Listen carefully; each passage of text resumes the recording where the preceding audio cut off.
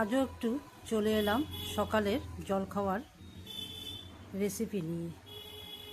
আমি এক বাটি আটা নিয়েছি আর 2 চামচ ময়দা নেব। আটার ময়দা দিয়ে ভালো করে মেখে সকালের একটি জলখাবার তৈরি করব।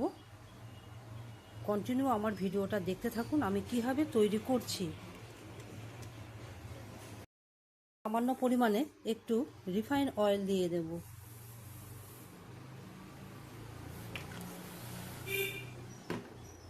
সামান্য একটু লবণ দিয়ে দেব।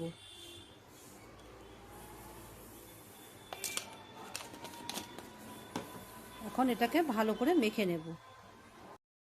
আটা ময়দা আমার মাখা হয়ে গেছে। এরপরে এই আটাটা দিয়ে আমি একটা নতুন ধরনের একটা জিনিস বানাবো। তার জন্য লাগছে একটি পেঁয়াজ কেটে নিয়েছি কুচি কুচি করে, একটি আলু কেটেছি, 2টি গাজর কেটেছি আর 2টি কাঁচা লঙ্কা কেটে নিয়েছি কুচি কুচি করে। দেখতে থাকুন পুরো ভিডিওটা স্কিপ না করে, তাহলে বুঝতে পারবেন আমি কিভাবে তৈরি করছি। 2টো ডিম ফাটিয়ে নিয়েছি, 2টো ডিম ছোটো একটি গুঁড়ো করে নিয়েছি আটা ময়দার। এটাকে কীভাবে আমি তৈরি করছি আপনারা কন্টিনিউ দেখতে থাকুন। ঠিক এভাবে সুতোর মতন পেঁচিয়ে এরকম করে বানিয়ে নেব।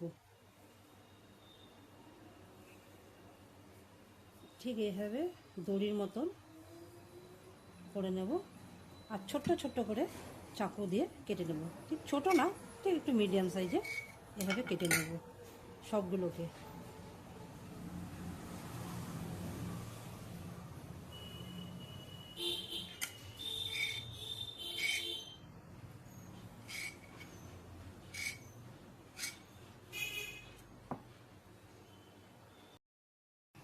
গ্যাসটা জ্বালিয়ে আমি কড়াইতে জল দিয়ে দিয়েছি। কড়াইটা আমি গ্যাসে বসিয়েছি, জল দিয়ে দিয়েছি। জলটা আমার এখন গরম হয়ে গেছে।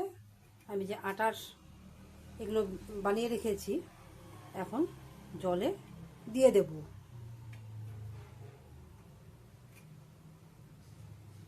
সবগুলো আমি জলে দিয়ে দেব। জলটা আমার গরম হয়ে গেছে।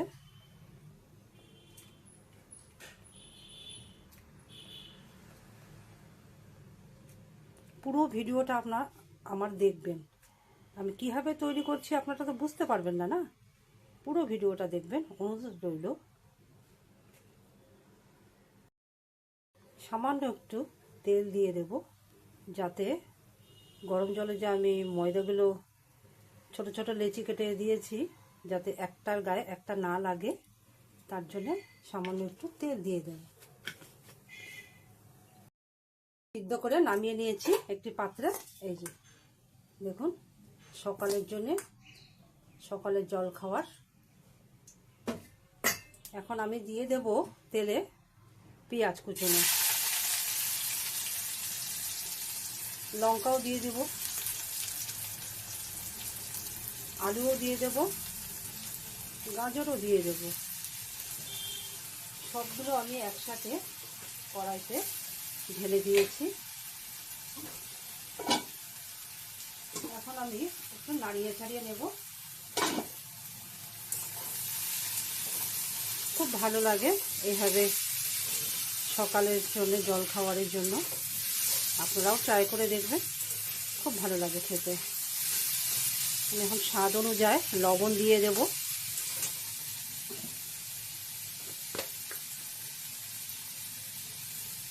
স্বাদ অনুযায়ী লবণ দিয়ে দেবো। লবণটাকে দিয়েও ভালো করে মিশিয়ে নেব। গাজরটা আমার ভাজা হয়ে গেছে। এখন আমি 2টো ডিম দিয়ে দেব।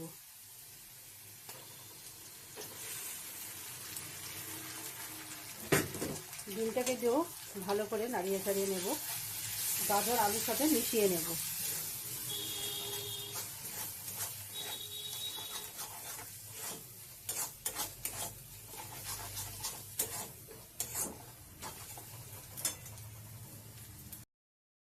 এটাকে ঢেলে দেব। এটাকেও ঢেলে দিয়ে ভালো করে সবগুলোর সাথে ভালো করে মিশিয়ে নেব।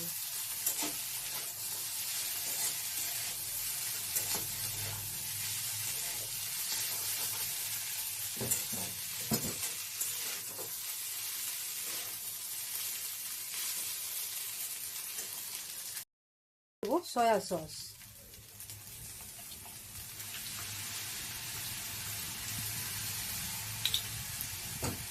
সয়া সসটাকে দিয়েও ভালো করে নাড়িয়ে ছাড়িয়ে নিচ্ছি।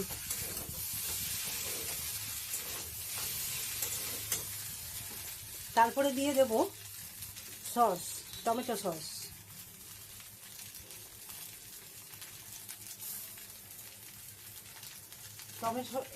টমেটো সসটাকে দিয়েও ভালো করে নাড়িয়ে ছাড়িয়ে নেব। আমার এই রেসিপিটা আপনাদের কেমন লেগেছে প্লিজ একটু কমেন্ট করে জানাবেন। কমেন্ট করে জানালে পরে খুব ভালো লাগবে। আবারও নতুন নতুন রেসিপি নিয়ে আসতে পারবো, তাই না?